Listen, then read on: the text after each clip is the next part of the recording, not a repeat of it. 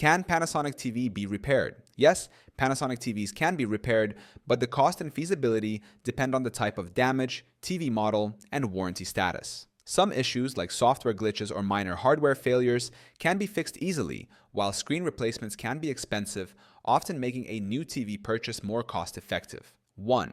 Common Panasonic TV issues that can be repaired. Panasonic TVs may develop various problems over time, and many of them can be repaired. Power issues. If the TV does not turn on or keeps restarting, it may have a faulty power supply board or main board. Screen problems.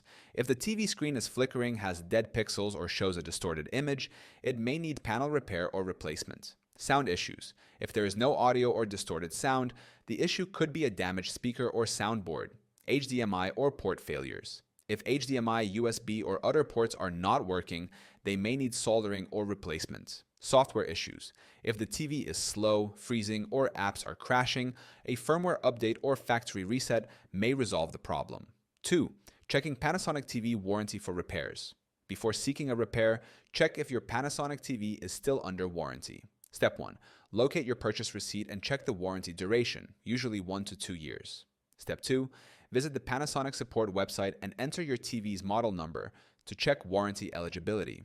Step 3. If your TV is under warranty, contact Panasonic customer service for a free repair or replacement. Step 4.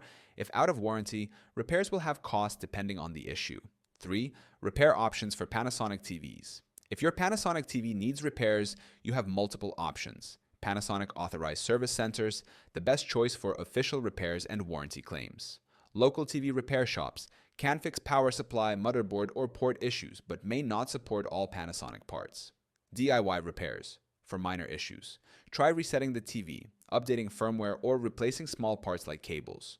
Panasonic customer support, contact Panasonic directly for troubleshooting or scheduling a technician visit. 4th, cost considerations for Panasonic TV repairs. Repair costs vary depending on the type of damage. Software issues and resets, free, can be done at home.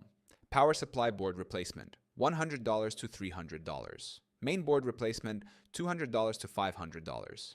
HDMI port repairs, $100 to $250. Screen replacement, very expensive, often $500 plus, making replacement a better option than repair. Panasonic TVs can be repaired for common issues like power failures, sound problems, and HDMI port malfunctions. However, screen replacements are costly, so buying a new TV may be a better option.